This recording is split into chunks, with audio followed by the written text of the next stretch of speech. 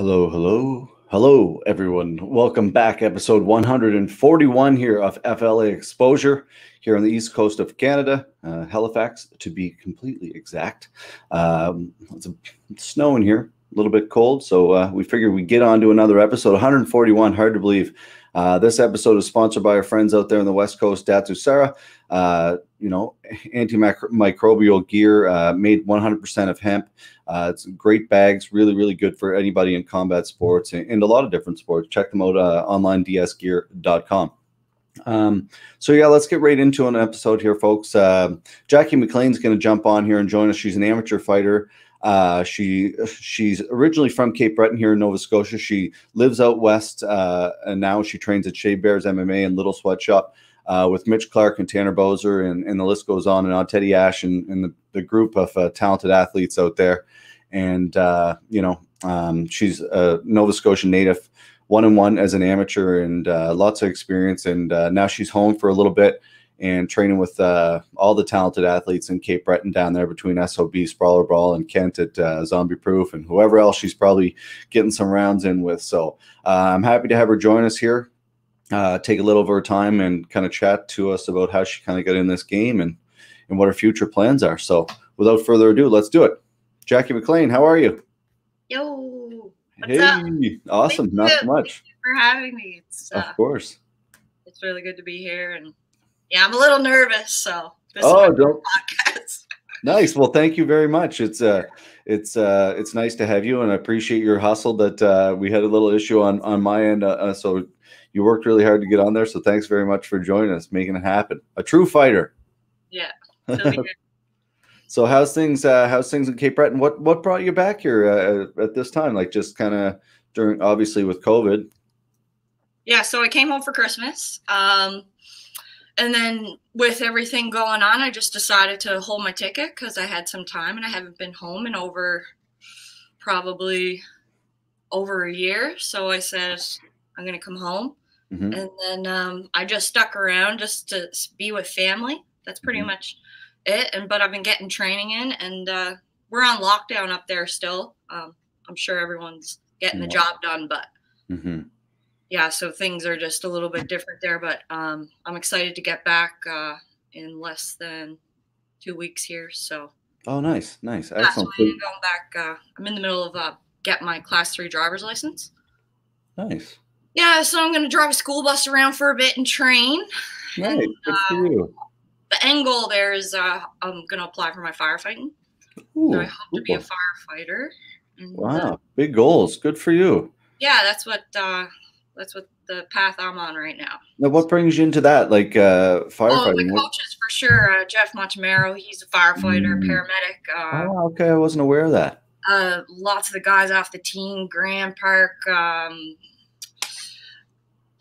Mitch. Mike. Scarcello? Nope, not Mike Scarcello. He's not there though. Oh, okay.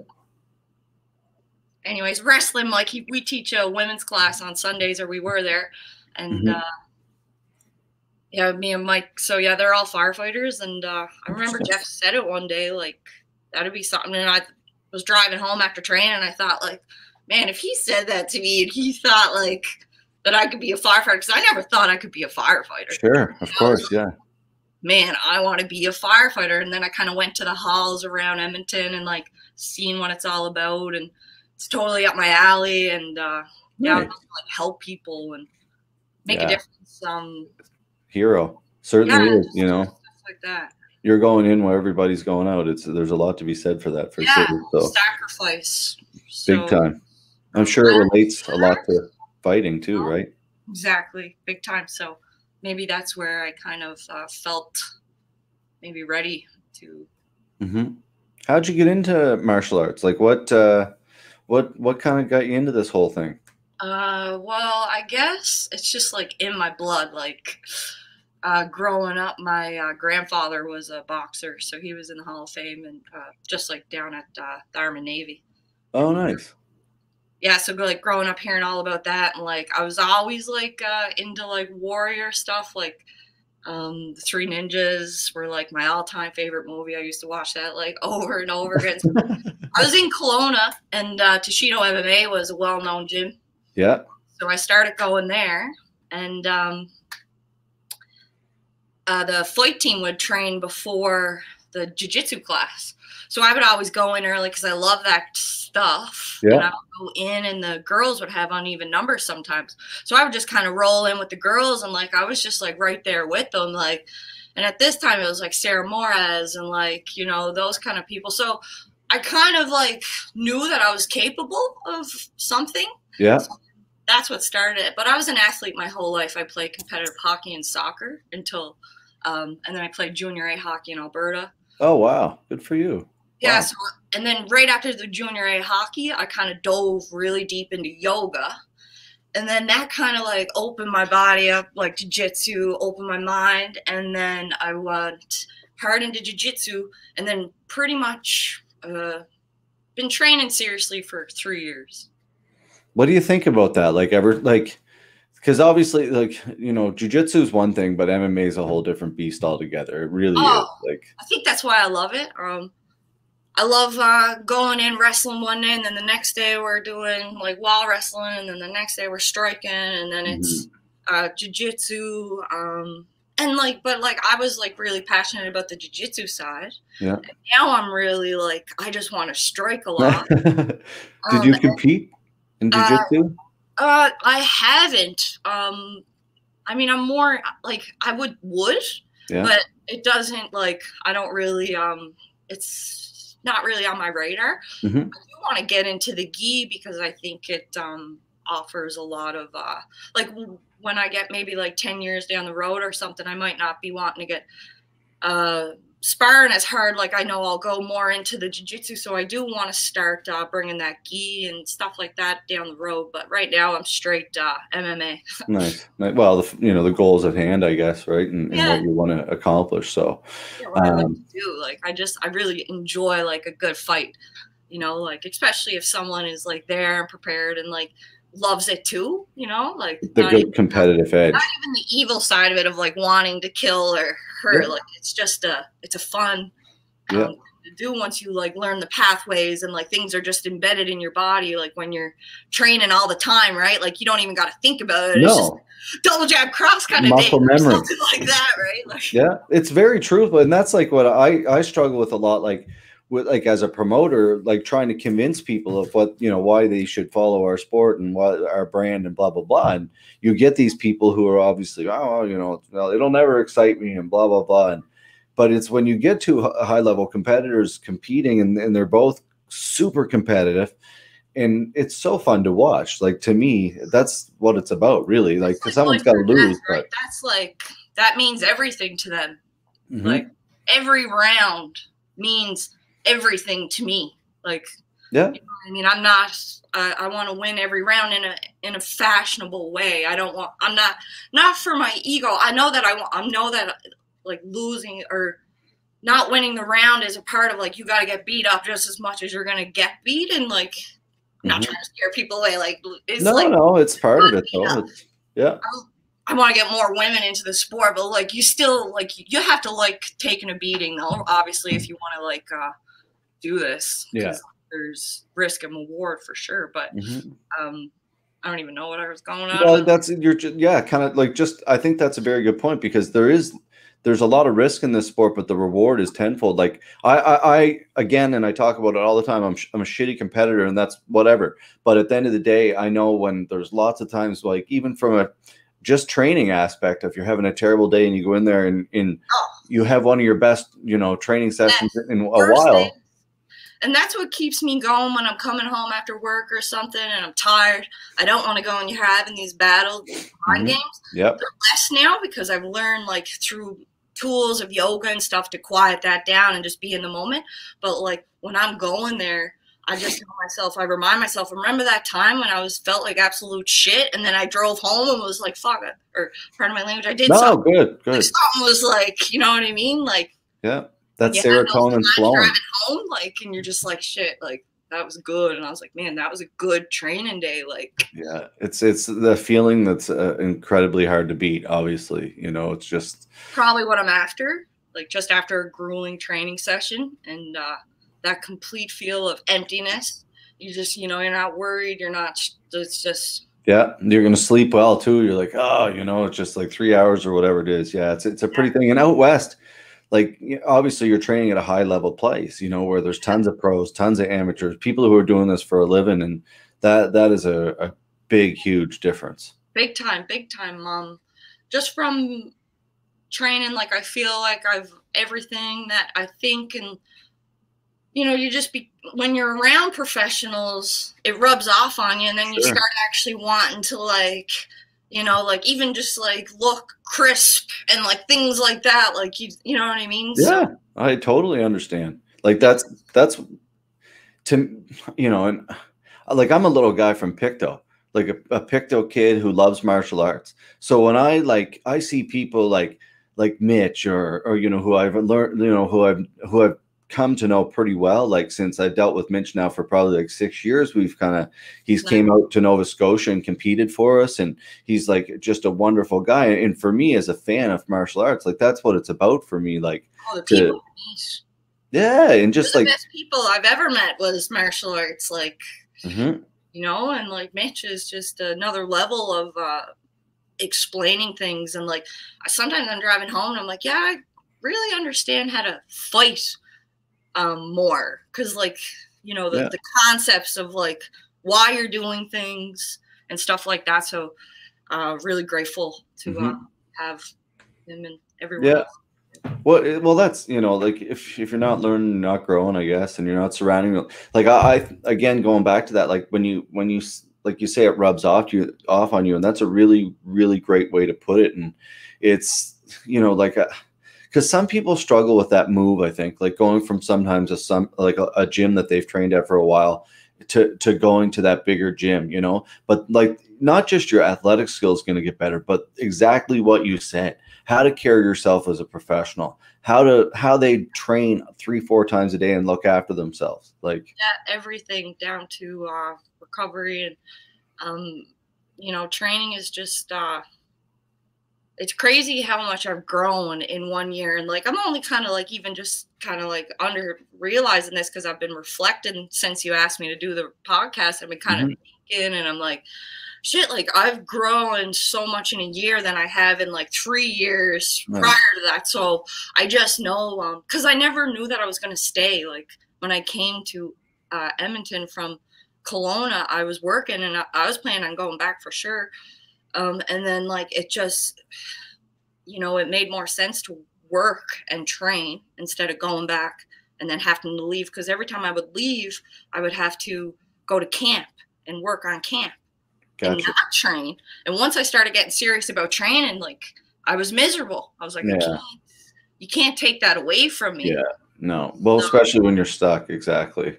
But like I think it wasn't just the work; it was the gym as well. Like the amount of help everybody is a part of your success, right? Everyone, like, you know, I get a little bit of Mitch for wrestling, and everyone else over here, and then like Jeff. Cadro's our striking coach, all the boys, like, you know, see, I haven't experienced that, like, you know, because obviously I don't compete a lot. I'm not an MMA fighter, but you see that, like, you know, you look at last night's a prime example of how close people are when they have these bonds to these coaches, and you know how much they mean to, because truthfully, like you're working your ass off for a long time. You look like people, like, you know, Dustin. Yeah. It's like the amount of work to just even get to like where I am now is like 10,000 hours of training on that. It's like, yeah, I said this last night to Chelsea.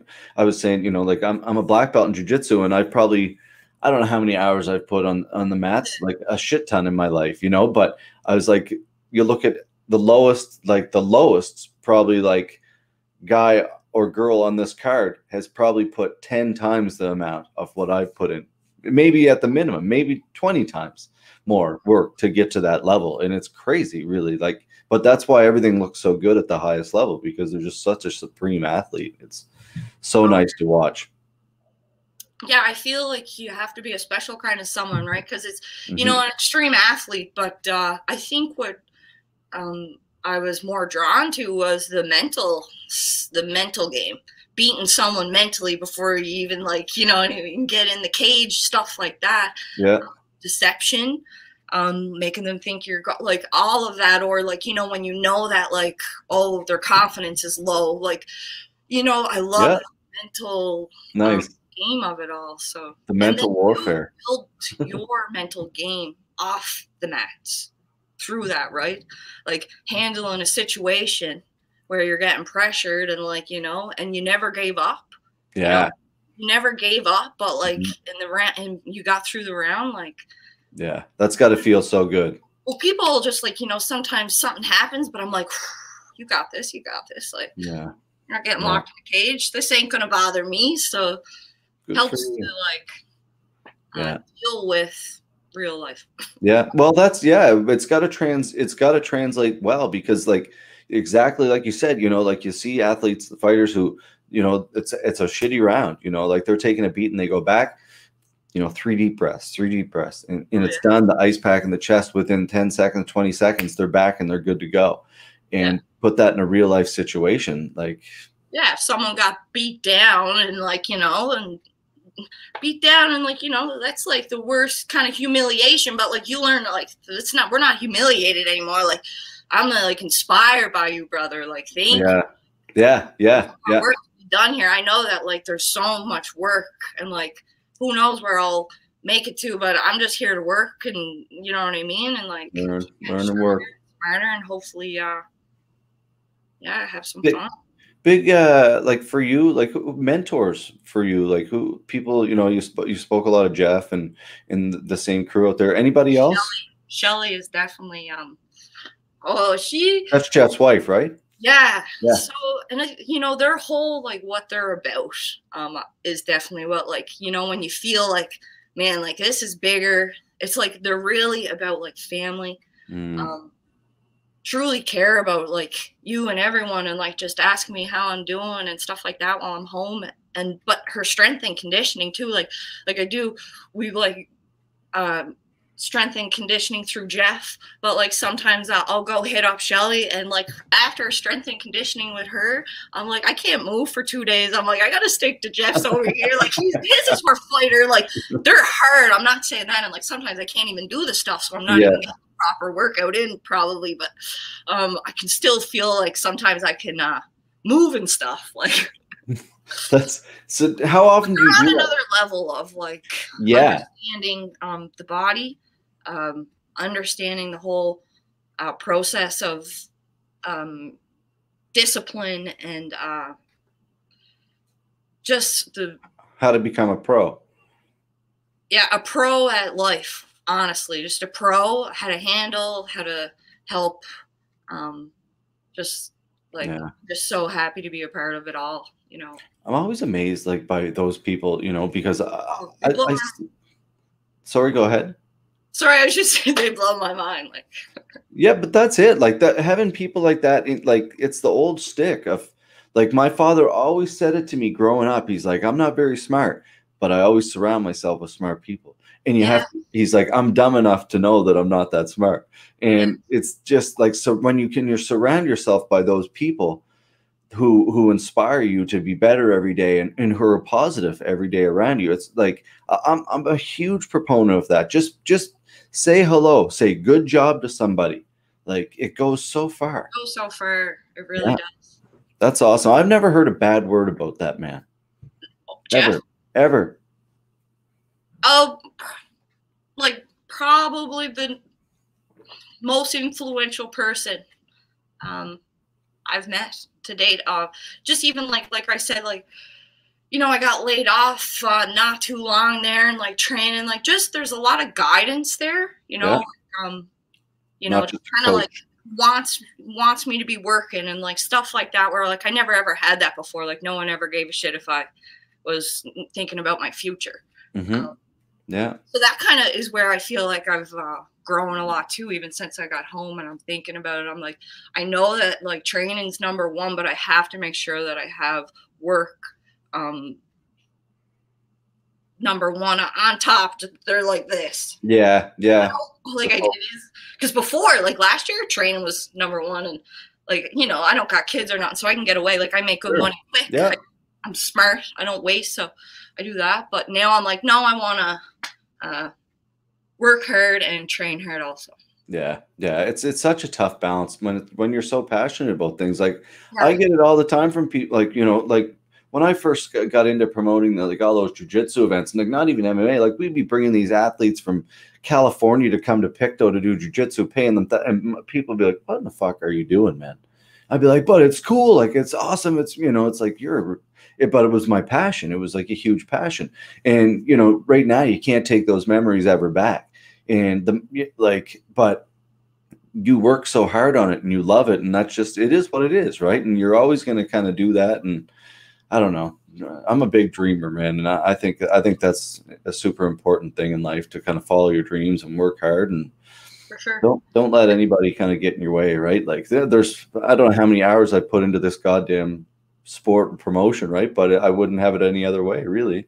No, and like, I think because like I was always surrounded by high level training, luckily for me. And there's a point when you're ready to absorb, right? Like where things in your life, like maybe you're being told this a million times, but you don't actually process it and gain it.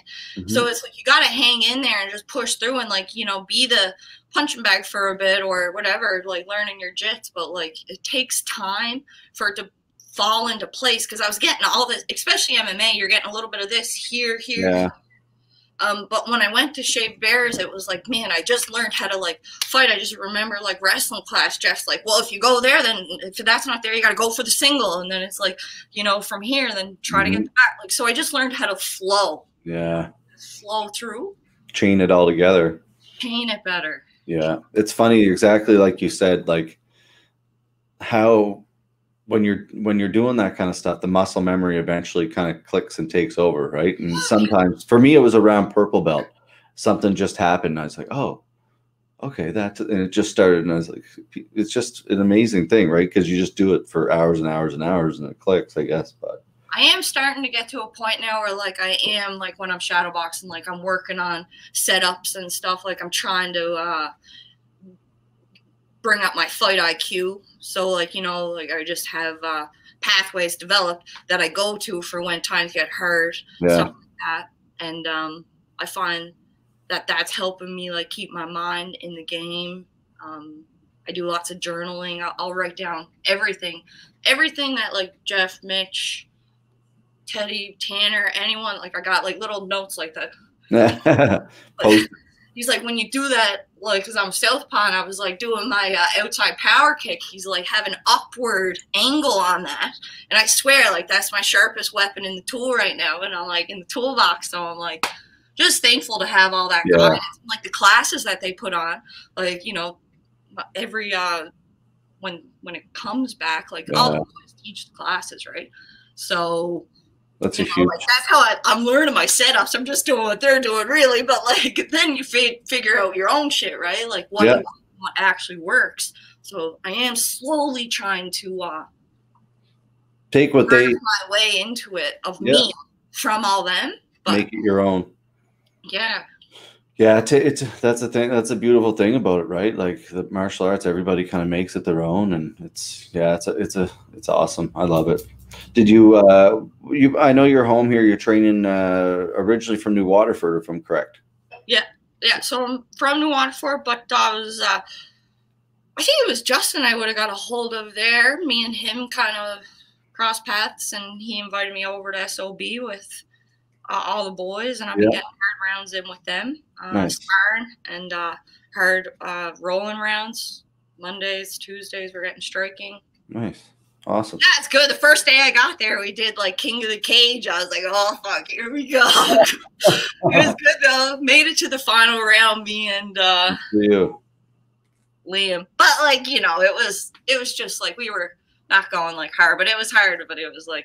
Yeah. No, Wayne, he was telling me, he's like, they better watch out. Any of these girls locally, if she's going to be fighting locally, So, and that, that's something down the road. We are very much looking at Cape Breton. Hopefully, maybe by the end of this year is our plan. But, everything's still up in the air. March 26th, we're banking on that's going to happen with athletes in Nova Scotia only. Who knows? But, at this point, I'll do anything. You want to kickbox, box, fight? Yeah. That's around here just to get a fight. If I could get a MMA fight, like from somebody. Obviously, that's where I'm going. But right now, I just want to get in the cage as soon as possible. Are you going to turn pro soon? Yeah, as soon as I can. I need one more amateur fight, and then you want to get 3 down.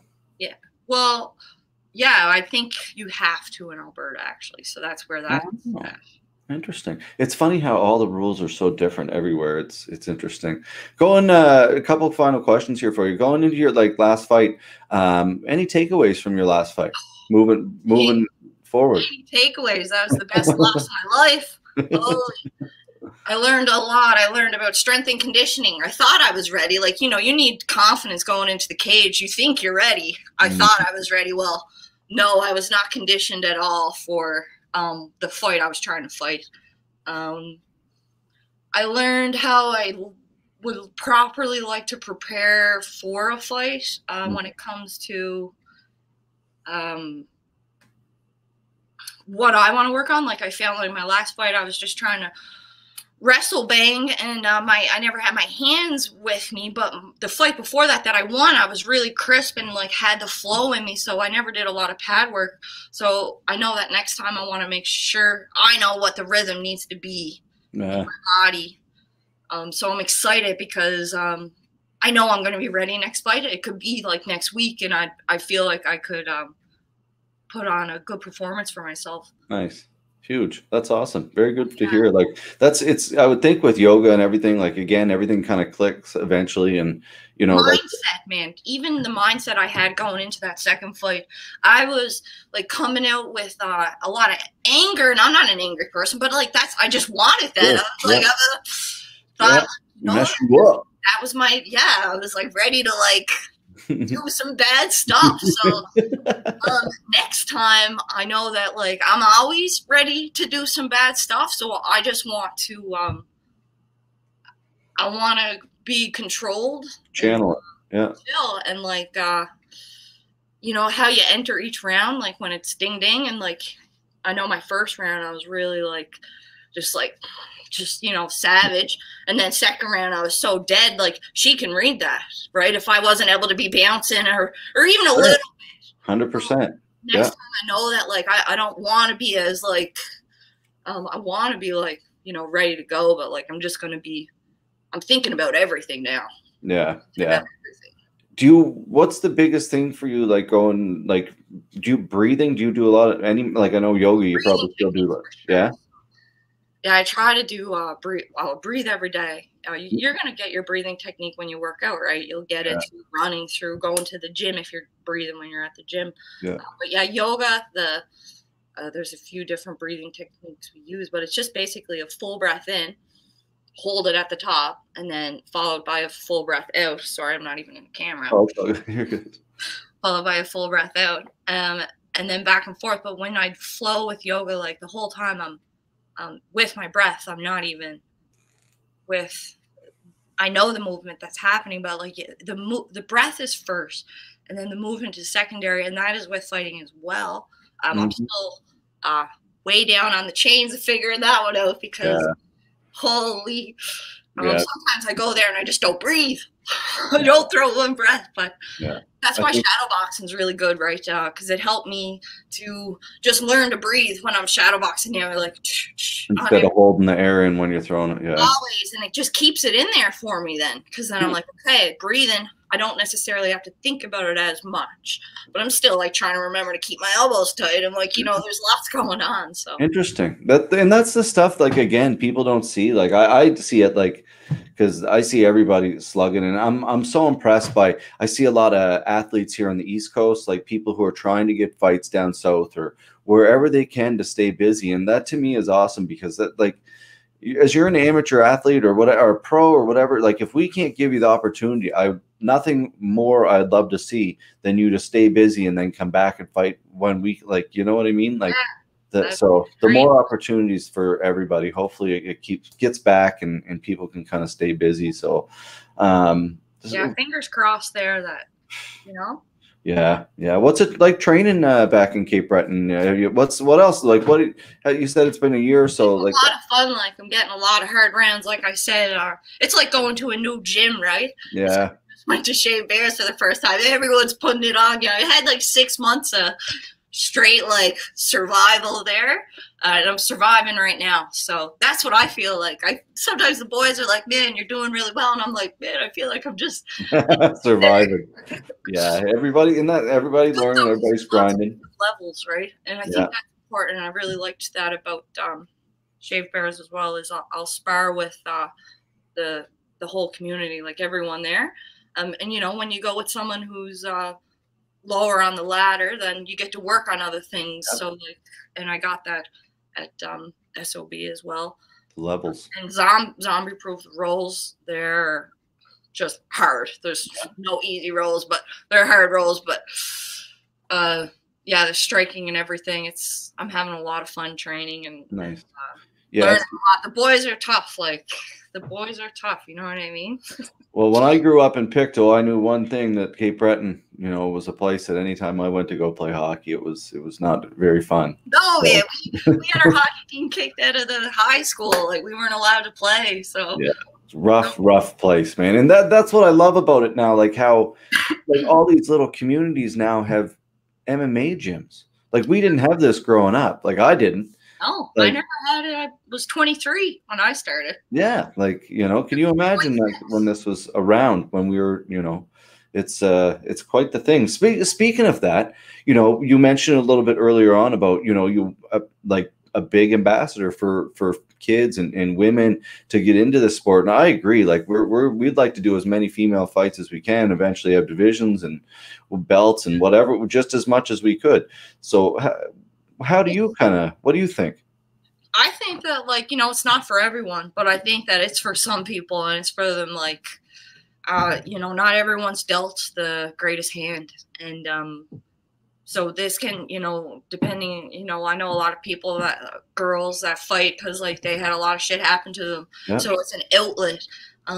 It builds confidence. Women, we don't have it easy all the time. I'm not saying that. No, I agree. But so a way to build confidence and a certain kind of confidence to protect yourself, to carry yourself with respect. And I just, I don't think that everyone probably thinks that it's I did too. That's why I know it's I used to think it was this gruesome, you know what I mean? Barbaric sport.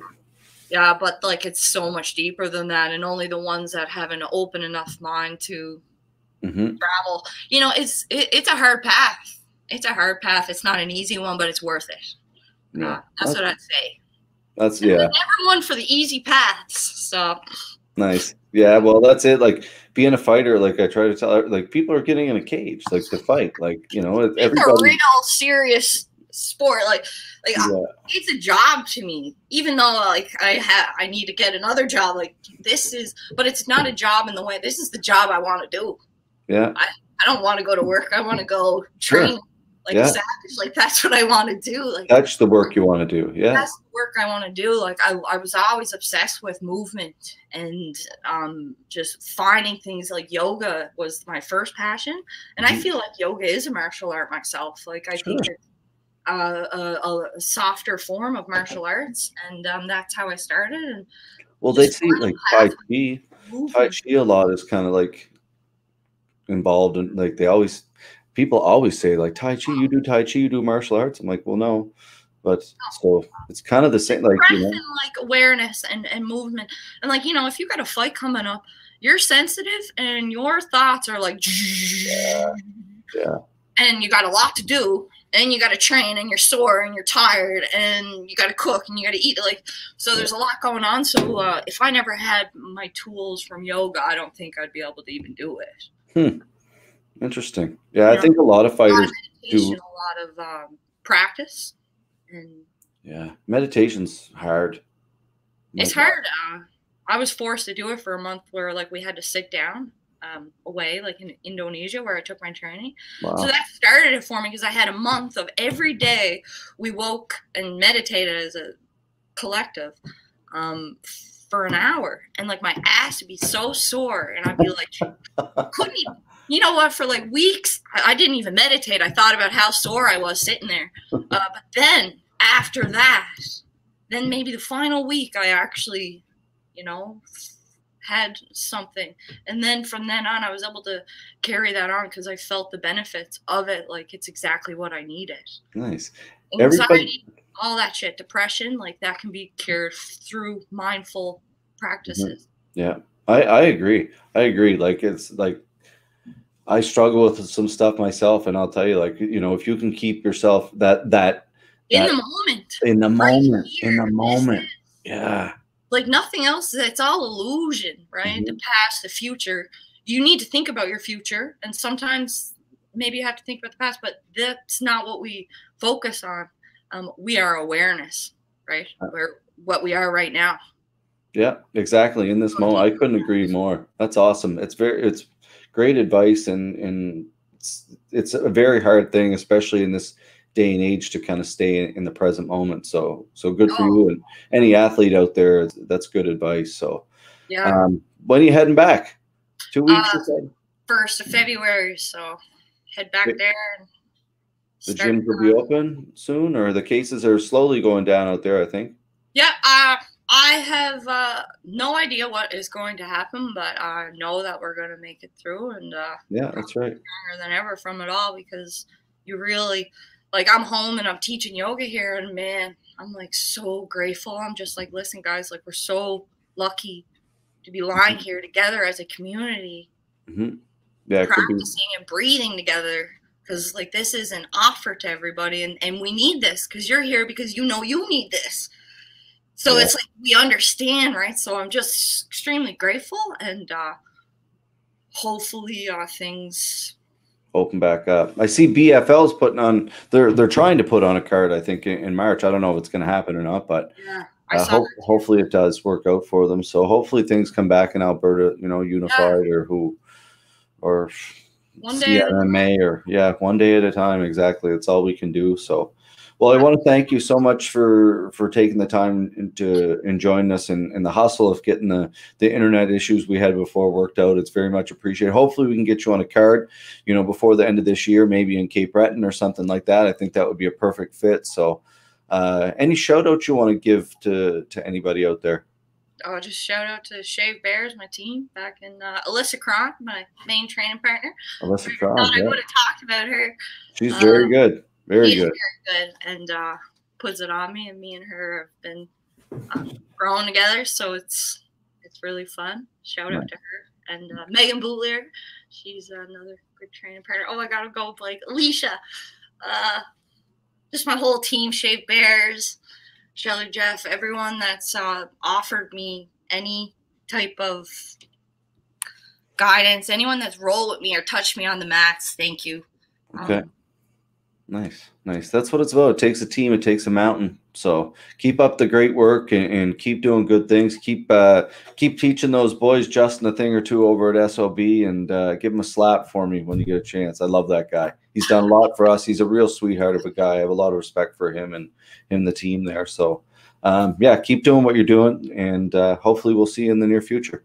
Okay, sounds good. Thank you very much. All right, take care. There you have it, folks. Jackie MacLean. Awesome. Make sure you give her a follow, Gypsy Thug, on Instagram. She's super talented, and you'll probably see her here in the East Coast competing for us in the near future, hopefully. And that's what it's about. A great spirit, a great attitude, and just positive vibes. So kind of keep spreading those, folks. Keep being good people. Keep being good martial artists, and that's what it's about. Represent yourself accordingly, and be good people. So we are back tomorrow, I believe, with an episode. I'm not sure with who, but we are back tomorrow. And make sure you check out our podcast, available everywhere online. You can subscribe to our YouTube channel, but the podcast is available on audio format everywhere. So check it out, download, subscribe, like, whatever you need to do. All right, folks, lots of love. Again, be good to one another. We'll see you soon.